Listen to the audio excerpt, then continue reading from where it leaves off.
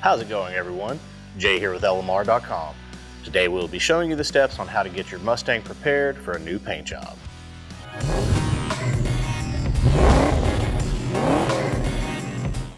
Getting your Mustang ready for new paint will be a very tedious and labor-intensive process.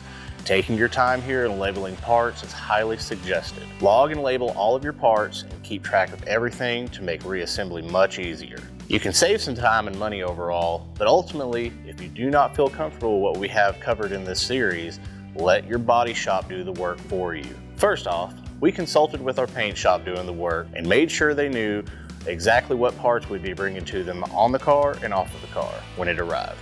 We made sure to stay in communication with them as well throughout the entire process. As you can see, we stripped this entire new edge down as far as we could. We removed a majority of the exterior body panels, emblems, molding, lighting, and weather stripping, knowing these would be replaced in the long run. We also chose to strip down the interior of the car. This included factory seating, door panels, headliner, console, and carpet. This will help out overall with parts of the car like the door jambs and some of the hard to reach areas that may have not gotten painted if we did not do these extra steps. This can vary car to car, but we went this route to make sure we covered all bases. Cleaning was next on our list. We took the time and scrubbed this car down with soap and water. A pressure washer will be a big help here too.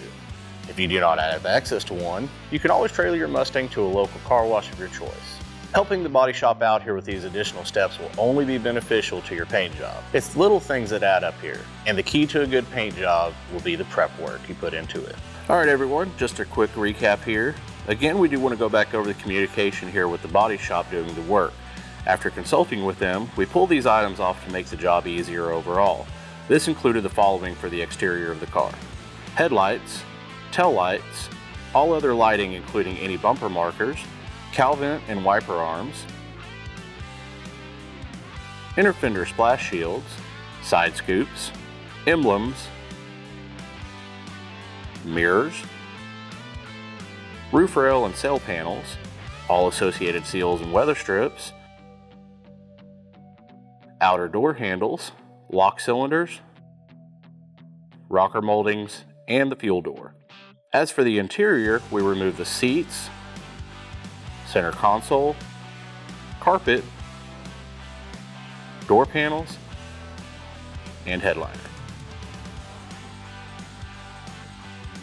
All right, guys, I do want to stress to you that if you do not feel comfortable with the amount of work that went into this, let your body shop do this for you. You will need room to work and plenty of patience. Labeling your parts, coming off, and keeping good records will only help you out in the long run. Using totes, shelving, or unused garage space will only help you out for part storage and keeping your overall reassembly on par. Test fitting of new parts will also be a necessary step before taking your car to the body shop.